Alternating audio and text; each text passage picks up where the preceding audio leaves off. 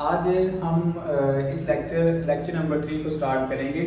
Last time हमने lecture number 2 किया था, तो लेक्चर नंबर 2 के अंदर हमने 3 चीज़ों को डिस्कस किया था। सबसे पहले था क्लॉकवाइज मोमेंटम, फिर था एंटी क्लॉकवाइज मोमेंटम और उसके साथ था हमारे पास मोमेंट प्रिंसिपल ऑफ मोमेंट था।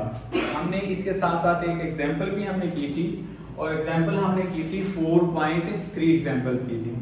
आज हम एग्जांपल करेंगे 4.4 और इसके साथ साथ सेंटर ऑफ मास और सेंटर ऑफ ग्रेविटी करेंगे विद एक्सपेरिमेंटली करेंगे। ठीक है, तो सबसे पहले एग्जांपल आती है 4.4। इसमें बताया हुआ है कि ये हमारे पास एक रॉड है, इस रॉड को हमने एक सपोर्ट के साथ ऐसे अटैच किया हुआ है।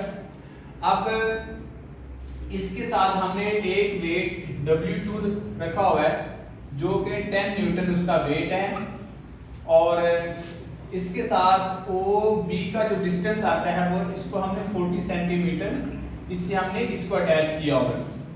और ये जो दूसरा अब हमारे पास दूसरा जो है वेट वो हमारे पास अगर हम इसको 25 सेंटीमीटर दूर अटैच करते हैं, 25 सेंटीमीटर इसको दूर अटैच करते हैं यहाँ से लेकर यहाँ तक, तो आपने बताना है कि ये वेट जो है ये कितना वेट होगा ताकि ये जो है इसके ऊपर यहाँ पे बिल्कुल ऐसे बैलेंस हो जाए। ठीक है, आपने ये वेट बताना है कि वेट कितना होगा। सबसे पहले देखें ये हमारे पास वेट है W2 जो कि हमने अटैच किया हुआ है। कितना डिस्टेंस लिया है 40 सेंटीमीटर, 40 सेंटीमीटर के डिस्टेंस के ऊपर हमने अटैच किया होगा। आपको पता है जो डिस्टेंस होता है ये हमारे पास सेंटर से लेकर इस पॉइंट तक जो डिस्टेंस है वो हमारे पास मोमेंट आर्म है। क्या है? Moment arm. तो ये आ रहा है 40 सेंटीमीटर, इसको मीटर में लेके जाने के लिए 100 से डिवाइड करेंगे 0.4 आ जाएगा। इसी तरह से 25 को भी 100 से डिवाइड करेंगे वो क्या आ जाएगा 0.25 मीटर आ जाएगा। अब हमने W1 फाइंड करना है। लास्ट वाले टॉपिक के अंदर बच्चों हमने पढ़ा था, इसका फॉर्मूला पढ़ा था प्रिंसिपल ऑफ मोमेंट का। प्रिंसिपल ऑफ मोमेंट का जो फॉर्मूला था वो हमारे पास था moment of clockwise is equal to moment of anti clockwise. तो ये दोनों हमारे पास क्लॉकवाइज मोमेंट और is equal to anti clockwise moment. तो क्लॉकवाइज मोमेंट कौन सा बनेगा? तो इसमें क्लॉकवाइज मोमेंट जो है वो ये वाला बनेगा क्योंकि ये इस तरह से मूव होगा ऊपर की तरफ, तो ये OA मल्टीप्लाई है वेट। तो इसी तरह से एंटी क्लॉकवाइज OB मल्टीप्लाई है W2। ये हमारे पास फॉर्मूला बन जाएगा। अब हम इसमें वैल्यू पुट कर देते हैं। ये W1 multiply OA W2 multiply by OB। अब W1 की जो वैल्यू आ रही है ये हमारे पास हमने फाइंड करनी है और OA की जो वैल्यू है ये आती है 0.25 और W2 की जो वैल्यू आती है वो आती है 10। OB की जो वैल्यू आती है वो आती है 0.4। ठीक है, 10 मल्टीप्लाई 0.4 कितना होता है 4 होता है। अब ये मल्टीप्लाई होगा इधर जाके क्या हो जाएगा डिवाइड हो जाएगा 0.25। इसको डिवाइड करेंगे तो W1 की वैल्यू कितनी आ जाएगी, डिवाइड करेंगे कितनी आ जाएगी 16 न्यूटन। ये हमारे पास क्या आ जाएगा वेट आ जाएगा। तो ये हमारे पास 16 न्यूटन जो है इसका जो वेट है वो हमारे पास ये आ जाएगा 16 न्यूटन इसका वेट आ जाएगा। ठीक है, आगे हमारे पास है centre of mass. Centre of mass क्या होता है? किसी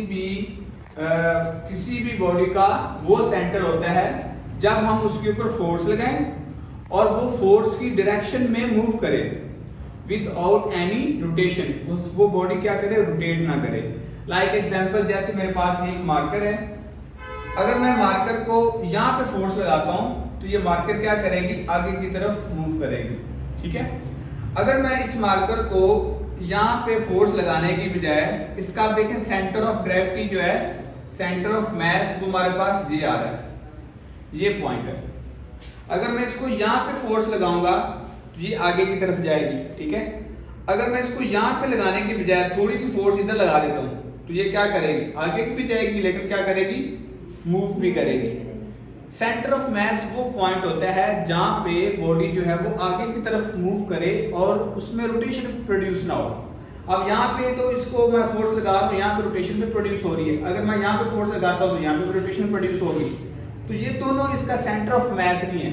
तो इसका सेंटर ऑफ मास जो है वो हमारे पास ये पॉइंट है, ये जो O पॉइंट है ये हमारे पास इसका क्या है, सेंटर ऑफ मास है। तो ये और ये पॉइंट इसका सेंटर ऑफ मास नहीं है, ये भी इसका सेंटर ऑफ मास पॉइंट है नहीं है। तो इसी तरह से हमारे पास सेंटर ऑफ मास की डेफिनेशन आएगी, centre of mass of a system is a such a point where an applied force causes the system to move without rotation, जो कि रोटेट ना करे, उसको आगे की तरफ मूव करवाए, वो हमारे पास क्या होता है, सेंटर ऑफ मास होता है। तो ये हमारे पास था सेंटर ऑफ मास। जब तक अच्छा इसके आगे मैं थोड़ा सा एक्सपेरिमेंटली भी बताऊंगा कि सेंटर ऑफ मास जो होता है वो हमारी बॉडी जो होती है उसमें सेंटर ऑफ मास कैसे उसके ऊपर बैलेंस रहता है। आगे हमारे पास है centre of gravity. Centre of gravity देखें, हमने मैथ्स का कॉन्सेप्ट पढ़ा है, तो मैथ्स के अंदर तो चीजें हमें समझ आती है, उसका एक सेंटर है, उसको हम कहते हैं सेंटर ऑफ मास कहते हैं। अगर कोई बॉडी है, अब बॉडी का जो कोई भी बॉडी है, चाहे वो रेगुलर शेप में है चाहे वो इरेगुलर शेप में है, तो उसके हर पार्टिकल के ऊपर जो है वो ग्रेविटी की फोर्स एक्ट कर रही है। जैसे हमारे पास ये एक बॉडी है, ये इरेगुलर शेप है, तो इरेगुलर शेप में हर पॉइंट्स के ऊपर क्या कर रही है, एक ग्रेविटी की फोर्स एक्ट कर रही है। तो इन सब ये हमारे पास ये भी फोर्स है, ये भी फोर्स है, ये भी फोर्स है, ये भी फोर्स है, ये भी फोर्स है, ये भी फोर्स है, ठीक है। जब हम इन सारी फोर्स को ऐड अप करते हैं तो एक सिंगल फोर्स हमारे पास आती है। जब हम सारी फोर्स को ऐड करेंगे तो एक सिंगल फोर्स आएगी, और वो जो सिंगल फोर्स होगी वो उसका क्या होगा, वेट पॉइंट होगा, वो उसका क्या होगा, वेट पॉइंट। अब ये जो वेट पॉइंट है, अब इसका ये वेट पॉइंट मान रहा है। अब इस वेट पॉइंट के ऊपर जो इसका वर्टिकली डाउनवर्ड जो इसका वेट एक्ट करेगा वो उसका होगा सेंटर ऑफ अ ग्रेविटी होगा, वो उसका क्या होगा, सेंटर ऑफ अ ग्रेविटी। तो ये पॉइंट जो है हमारे पास इसका क्या है, सेंटर ऑफ अ ग्रेविटी है। तो ये हमारे पास इसका सेंटर ऑफ ग्रेविटी, जिसको हम G से रिप्रेजेंट करते हैं, जिसको हम G से रिप्रेजेंट करते हैं। तो ये हमारे पास क्या है, सेंटर ऑफ ग्रेविटी है। इसी तरह से हमारे पास कुछ एग्जांपल्स हैं, लाइक एग्जांपल हमारे पास जैसे ये मार्कर है। अब ये मार्कर है, आप इसको हम एक ऐसे फिंगर पे आप खड़ा करके दें तो ये तकरीबन ऐसे ऐसे हो जाएगी, ठीक है। अगर हम इसको ऐसे ही करते हैं, दोनों फिंगर्स को ऐसे मिला के इधर ऐसे करते हैं तो आप देखें खड़ी होगी। इसको साथ लेकर आते जाते हैं, ऐसे साथ लेकर आएंगे तो ये हमारे पास ऐसी खड़ी हो जाएगी, ठीक है। तो इसका सेंटर ऑफ ग्रेविटी जो हमारे पास ये पॉइंट है। और इसी तरह से सपोज करें हमारे पास एक स्टिक है। अब स्टिक को अगर हम इसको खड़ा करते हैं तो इसका ऑलमोस्ट ये इस तरफ जा रहा है, सेंटर ऑफ मास इसका इस तरफ जा रहा है, तो ये इसका सेंटर ऑफ मास है, ठीक है। अब ये इस तरफ भी वेट और इस तरफ भी वेट इसका क्या आ रहा है, इक्वल आ रहा है, तो इसका क्या है, सेंटर ऑफ मास है। तो सेंटर ऑफ मास के लिए एक कंडीशन ये भी जरूरी है कि सेंटर ऑफ मास जो होता है वो उसकी बेस में से पास होना चाहिए। जो जिस चीज का भी सेंटर आपने लेना है उसकी बेस में से क्या होना चाहिए, पास होना चाहिए। लाइक एग्जांपल हमारे पास ये एक एग्जांपल है, इसको देखिए मैंने इसको ऐसे खड़ा कर दिया, ऐसे हो गया, क्योंकि इसका सेंटर जो है वो हमारे पास ऑलमोस्ट इसका सेंटर जो है वो ये बनेगा। इसको हम अगर इस तरह से बनाते हैं, ये मैं आपको अगले लेक्चर में बताऊंगा कि किसी का सेंटर ऑफ मास हम कैसे फाइंड कर सकते हैं, किसी बॉडी का सेंटर ऑफ मास कैसे फाइंड कर सकते हैं। तो इसका सेंटर ऑफ मास हमारे पास ये पॉइंट है। अब इसको हम ऐसे रखेंगे यहाँ पे, तो इसके देखें सेंटर ऑफ मास जो है इसकी बेस में से पास हो रहा है, ये इसकी बेस है। अगर मैं इसको ऐसे रखूंगा फिर भी ये ऐसे स्टैंड हो जाएगा। अब भी इसका सेंटर ऑफ मास जो इसकी बेस में से क्या हो रहा है, पास हो रहा है। अगर मैं इसको ऐसे रख दूं तो ये नहीं हो सकेगा, ये खड़ा नहीं होगा, क्योंकि इसका सेंटर ऑफ मास जो है वो इसकी बेस में से पास नहीं होगा। इसकी बेस क्या है, बहुत ही कम है। जब बेस कम होगी सेंटर ऑफ मास जो होगा उसके अंदर मुश्किल होगा उसके लिए पास होना। लाइक एग्जांपल जैसे हमारे पास एक एग्जांपल है, आप बेटे इधर आओ।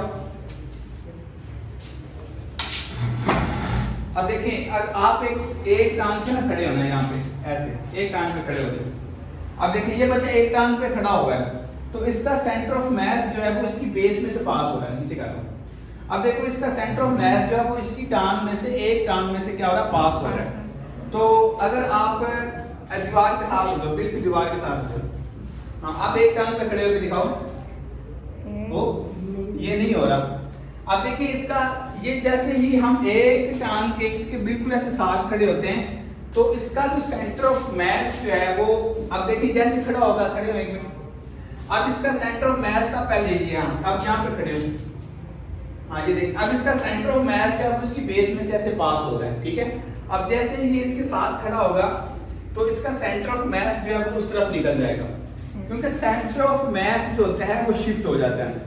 जब हम किसी बॉडी की पोजीशन को चेंज करते हैं तो उसका सेंटर ऑफ मास जो होता है वो शिफ्ट हो जाता है। अब देखिए जैसे मैंने इसको ऐसे खड़ा किया, इसका सेंटर ऑफ मास इधर शिफ्ट हो गया, ऐसे खड़ा करेंगे तो सेंटर ऑफ मास इधर शिफ्ट हो जाएगा। तो सेंटर ऑफ मास जो होता है वो किसी बॉडी की पोजीशन को चेंज करने के लिए वो शिफ्ट हो जाता है। तो इसलिए जब हम इसको बिल्कुल ऐसे साथ करेंगे तो इसका सेंटर ऑफ मास शिफ्ट हो गया और वो सेंटर ऑफ मास इसकी बेस में से नहीं पास हो रहा था। अब देखिए इसकी वो सेंटर ऑफ मास बिल्कुल एक साइड पे निकल गया, जिसकी वजह से ये खड़ा नहीं हो रहा था। तो ये था हमारे पास सेंटर ऑफ मास और सेंटर ऑफ ग्रेविटी। ये बेटा हमारे पास शॉर्ट क्वेश्चन है, ये भी शॉर्ट क्वेश्चन है और ये भी हमारे पास क्या है, शॉर्ट क्वेश्चन है। और वो हमारे पास न्यूमेरिकल है जो कि आपको लॉन्ग क्वेश्चन में आ सकता है। तो ये इंपॉर्टेंट शॉर्ट क्वेश्चन है और ये हमारे पास ये भी इसका क्या है, शॉर्ट क्वेश्चन है।